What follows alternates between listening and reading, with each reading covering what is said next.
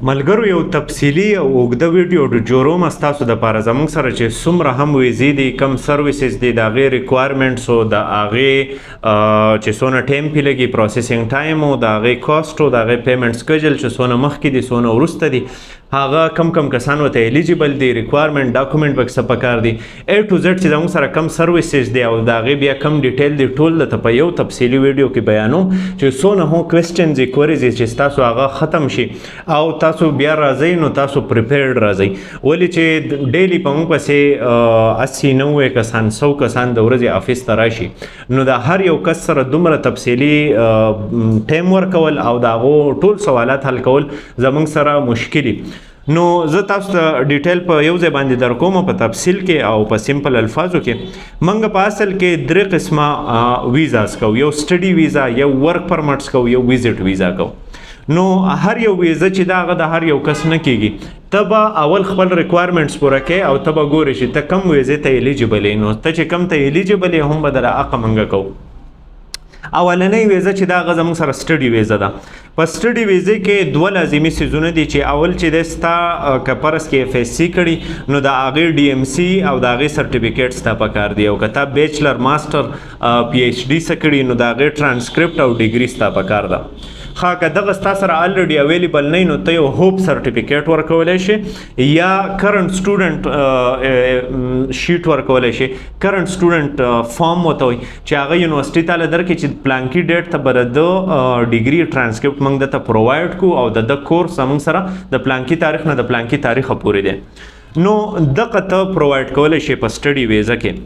د هغې نه علاوه به ته یو انګلیش ټیسټ لازما پرووایډ کړې کم کسان چې وایي چې یاره انګلیش ټیسټ ته پکې ضرورت نشته او موږ یې بغیر د انګلیش ټیسټه کوو یا به په اسانه وشي یا به په پیسو تاله ټیسټ راوباسو آنلاین ټیسټ بدله وکړو نو دا ټولې خبرې هسې ګپ دي په دې کې ستا د ریفیوزل چانسز هم جوړیږي او که په فورجري کیس کې دې راونسي نو بیا د باندې بین هم لګئ د ټولو نه ښه خبره دا ده چې یو سړی په خپل موټیویشن او ایم ګولز باندې کلیري چې زه کم ملک ته تله غواړم د کم پرپز دپاره تله غواړم او بیا د هغې پرپز هغه ریکوایرمنټ ته پوره کې نو ستا کیس په سموت کېږي زر به کېږي او ویزه به دې ګرنټیډي او که ته په دې څیزونو پسې لګېدلی چې یاره ما داسې روټ ما ته میلاو شو چې زه ډېر په اسانه واوړم او پیسې به لږې سیوا ورکړم خو چې په پټه واوړم او په غلا او زر واوړم او ډاکومنټس راله ته وکړو بینک سټیټمنټ راله ته شو کوو دا مختلفې 2 نمبر حربې دي که ته په دې پسې ګرځې نو بیا به ستا ویزې ریفیوز کېږي او کم کسان چې ویزې ریفیوز شوي دي یا د 10 کالو نه د 12 کالو نه ډچېږي راډچېږي وایي چې زما کار صحیح چا ونه کو ستا کار صحیح ځکه خلکو ونه کو چې ستا ډاکومنټیشن برابر نه دی او ته وایې چې زه پیسې ډېر ورکوم ما له دې څوک کار وکړي نو دا کار داسې نه کېږي د امیګریشن ته بایپاس کولی نه شي چې ته امیګریشن بایپاس کې او په بله غاړه وله راشي او په رشوت باندې او په دغه باندې د پاکستاني ذهنیت دی نو رشوتونه په امیګریشن کې خاص کر د ویسټرن کنټریز کې نه چلیږي ته به خامخا ریکوایرمنټس پوره کوې نو هلو به د ملکه وځې نو اوله خبره موږ د سټډي ویزه کوله چې په سټډي ویزې کې ستا ډي ایم سی او ډیګري پکار ده یا ټرانسکرپټ سرټیفیکیټ پکار دی د هغې سره ستا انګلیش ټیسټ پکار دی انګلیش پروفیشنسي باندې هم کار نه کېږي که ته وایې چې زه به انګلیش پروفیشنسي سرټیفیکیټ ته یونیورسټۍ نه او د سکول نه راوالم چې دته دا سبق موږ په انګلیش کې ویلی دی او دله انګلیش ورځي او په هغې کې فرضي سکورونه هم اکثر خلک ویلي کې چې یاره د ده سپیکینګ په 7 په 9 کې 8 دی او د ده رایټینګ چې دی نو په 9 کې 3 دی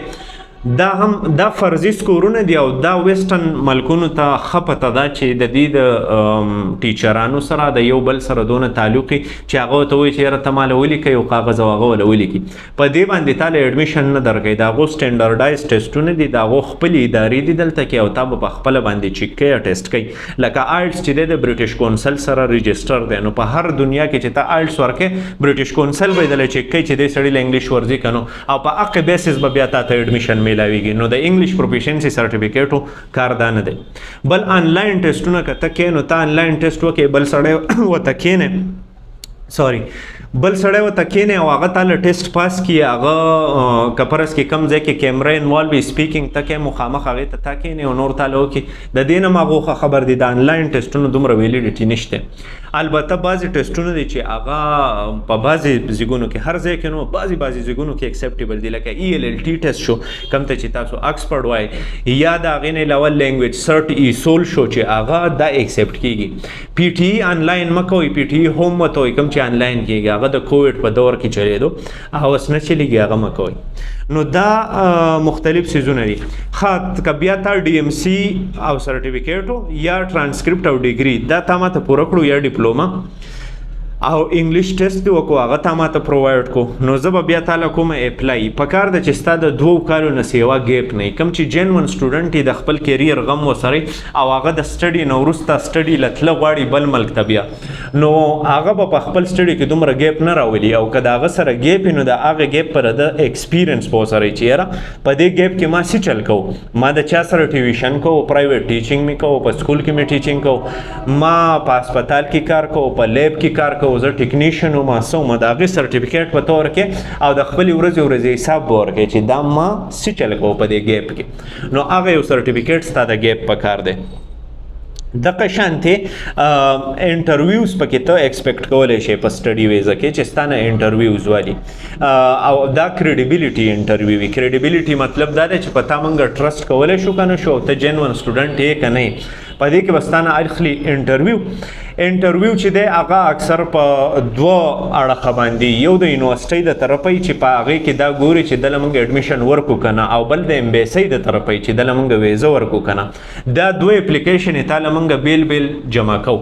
یو خو د یونیورسټۍ ته جمع کوو چې هغې کې ستا د اکیډمیک ریکارډ ټول سبمیټ کو، انګلیش سبمیټ کو، د هغې فیس ورکو، د هغې فیس موږ ورکو. نو دا مختلف څیزونه چې دي دا به موږ دې ته پرووایډ کوو. بیا به په یونیورسټي کې ستا نه انټرویو والي او د هغه چې کله ته پاس کړې نو بیا به تا ته وایي چې انیشل ډپازټ راولېږه، انکنډیشنل آفر به ته وکړي. هغه انیشل ډپازټ په خپل فیس کې صحیح څه ته ورکړي، هغه به بیا تاله که فرض کې UK کاس لیټر به درکړي، کنفرمیشن ایکسپټنس سټډي، او که UK نو هغه به COE لیټر درکړي چې هغه کنفرمیشن اپ انټري دی. نو دغه لیټر به بیا درکړي. بیا به د هغې سره ته بینک سټیټمنټ یو ځای کې د دغه لیټر سره او ویزې ته به اپلای کې. دا بینک سټیټمنټ چې دی نو په دې کې به د 1 کال فیس ته شو کې، په هغې افر کې تا ته لیکلي چې ستا د کال فیس څونه دی، او د 1 کال لیوینګ ایکسپنسز به شو کې، نو هغې هم تا په افر کې لیکلي. دغه دواړه پلس که دومره بینک سټیټمنټ به ستا راځي هغه به ته شو کې. وسو زیات تر کسان راځي که نه چې څومره په ایزیلی کار کېږي نو همره ایزیلی ته موږ له وکړه، ته موږ د ټول غم خلاص که زموږ نه صرف پیسې واله او کار موږ له وکړه. نو داسې پاسیبل نه وي. که داسې تا له څوک وهم کړي خو تا ته به 1000 مسئلې بیا په هغه دنیا کې راځي، او هغه ځای نه چې ته بیا واپس راځې ستومانه راځې یا کنسلټنټ ته خیرې کې، د هغې نه ښه دا ده چې ته د مخکې نه ځان پوهه کړې او پریپیرډ لاړ شې. په زندګۍ کې چې هر کار په پلیننګ او سټریټجي باندې کوې نو ته به د آوټکمز نه بیا خوشحاله یې، که هغه ښه آوټکم وي او که بیډ آوټکم وي. خو کوم شی چې وداوټ پلیننګ او سټریټجي ته وکړې د هغې د آوټکم نه به همیشه ته بیا ډسسیټسفاید یې چې یاره دا خو ما داسې پلیننګ نه کوو او دا د کنسلټنټ زما سره څه وکړو او دا خو زه دې ځای ته رالم او اوس را باندې تیاره ده پوه نه یم چې څه وکړم. نو اول خپل پلانینګ برابر ساتئ. سټډي ویزه خبره مې کوله، آوټ اف ټاپک پکې زو، دا ویډیو زما ارادم دا و چې اوږده جوړه کړو، نو آوټ اف ټاپک پکې زو خپه کېږم. خو سټډي ویزه چې د په هغې کې ستا د سبق ډاکومنټس پکار دي، د هغې نه علاوه ستا یو انګلیش ټیسټ پکار دی. که ته انګلیش دې ښی او تا ته ښکاري چې یاره زه ښه سکور راوستی شم د ځان باندې کانفیډنټ، نو بیا آیلټس اکیډمیک وکړه، ولې چې هغه ګلوبلي په هر ملک کې ایکسپټ کېږي، او یو اتھنټیک ټیسټ دی، پن اینډ پیپر بیسډ دی، 4 موډیولز پکې جدا جدا چیک کېږي لکه لیسننګ، ریډنګ، رایټنګ، سپیکینګ، او 9 د هغې ټوټل بینډ دي. ته چې پکې 6 راولې یا پکې 6.5 7 راولې نو ستا تقریبا زیاتره فیلډز ته سبجیکټ ته یونیورسټیز ته یا ملکونو ته ایلیجیبل. نو آیلټس بهترین شی دی که څوک کانفیډنټ وي چې زه کولی شم. PTE چې دی نو بیا د هغې نه لږ آسان ټیسټ دی، هغه چې دی کمپیوټر بیسډ دی، په هغې کې هو دغه 4 موډیولز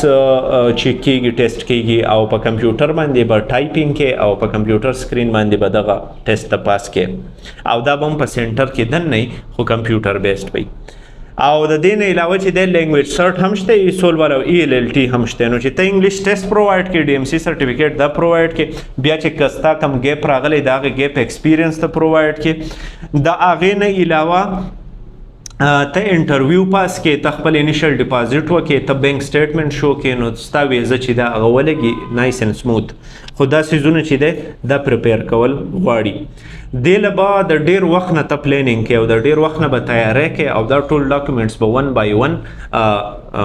سبمیټ کې ما ځان له خپل چې کله د UK د سټډي ویزې لپاره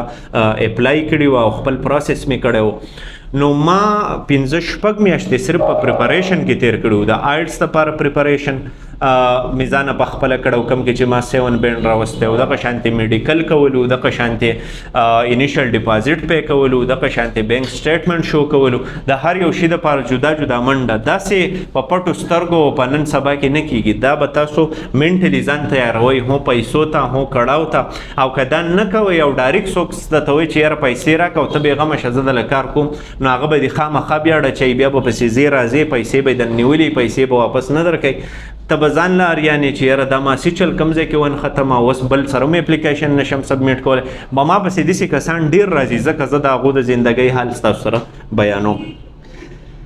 نو بینک سټیټمنټ په سټډي ویزه کې داسې شو کول غواړي چې کوم ریکوایرمنټ چې دی دا بینک سټیټمنټ په کار نه دی چې یوز شوی یو ته یو لانګ ډیوریشن والا سټیټمنټ وخت د 4 میاشتو شپږو میاشتو لازمي نه ده په سټډي ویزه کې به ته د 28 ورځو سټیټمنټ خې کوم روپۍ چې ریکوایرډ دي هغه به ته جمع کې صحیح شو د یو کال لیوینګ کاست د یو کال فیس دا به په اکاونټ کې جمع کې 28 ورځې به په دې تیری کې او بیا به سټیټمنټ راوباسي نو هغه سټیټمنټ ستا ایلیجیبل دی